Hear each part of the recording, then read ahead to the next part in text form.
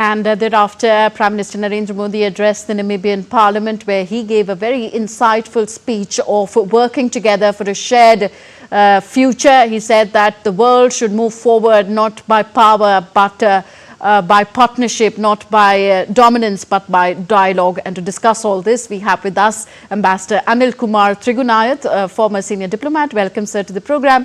Prime Minister Modi, in his address to the Namibian Parliament, dwelt at length on Global South Unity, Vision 2030, Prosperity Plan for Namibia, Africa's goal for industrialization by 2063. Would you agree that the Indian Prime Minister was stressing his intention of strongly renewing ties with not just Namibia, but the entire African continent? Thank you very much. In fact, you're absolutely right. I mean, India has been the voice of the Global South forever, but in recent years, this has been further accentuated, and we have seen that during our G20 presidency, India held two Voice of Global South summits, and that's what Prime Minister Modi said, that we must learn and understand from their requirements exactly what the Global South countries want, and not that we should presume it. And similarly, in the Parliament, as you have seen, he also mentioned about the inclusion of African Union as a permanent member as during our presidency. Secondly, we have also seen that during this 5 days visit, 5-country visit, as we have seen, two of the countries, Ghana and Namibia, are in Africa. So India is moving towards, in a very big way, in creating a bonhomie, greater bonhomie, and sharing and care attitude among the Global South countries. So this is something that is very, very important. And you rightly mentioned about when he has been, that's the reason he has been awarded the highest order by the Namibian government, Namibian people. We were involved from the very beginning about their freedom, and we provided them, and we were the first country to also recognize Namibia's freedom, and we have continued to support them all through. And that's why Prime Minister said that from freedom to future, for a shared progress. I mean, those are very important words, and they are not only words, they are a reality that India is supporting. And all these MOUs that have been signed also exactly relate to the requirements of this. You know, he referred to those 10 guiding principles that he had announced while he was addressing the Parliament in Uganda, and those he reiterated those guiding principles once again.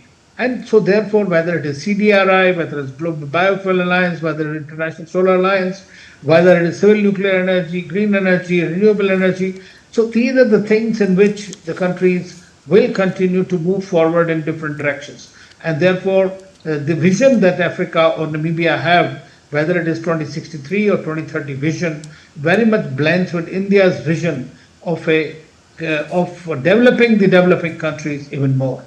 Okay. Yes, as you mentioned, sir, key MOUs have been signed in the field of entrepreneurship, the infrastructure framework, health and medicine, and another one on biofuels. Then very significant, the opening up of UPI, the first country in Africa, Namibia, will have UPI.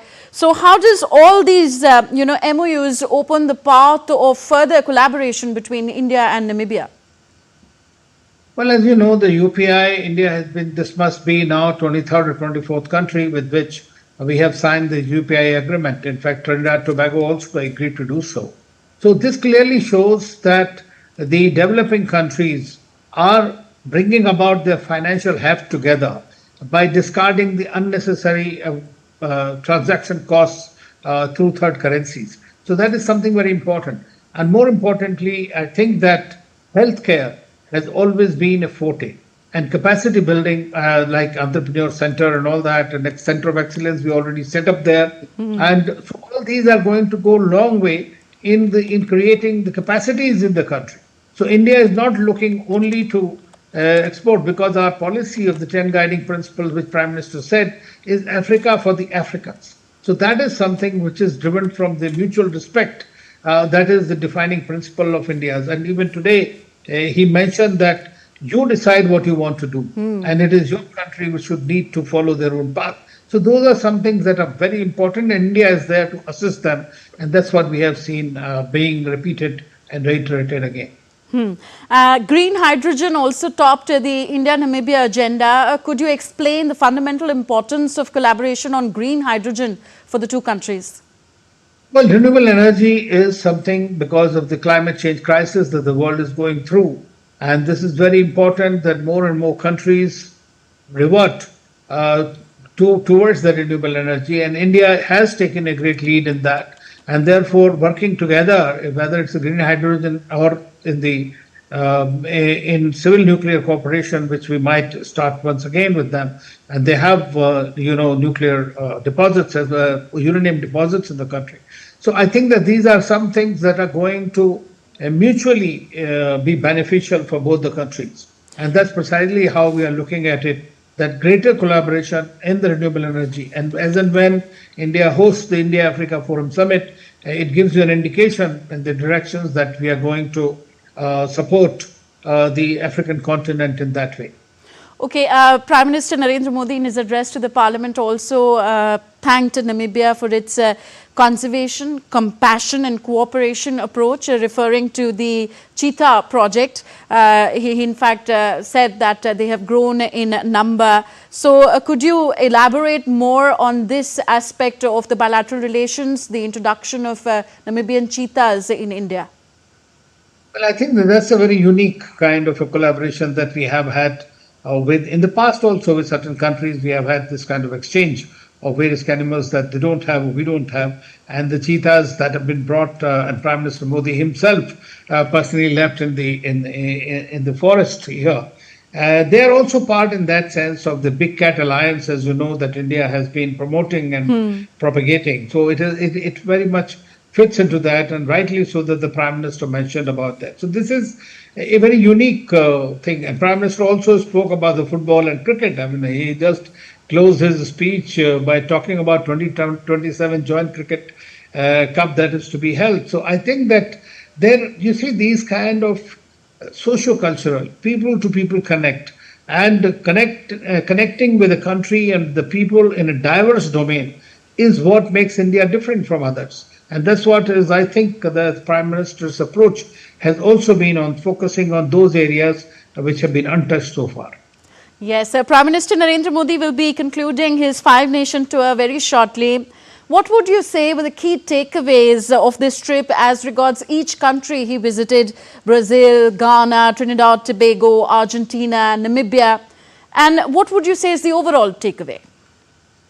Well, I think in a world of disruption, what India has been trying to communicate that Global South has to stand together.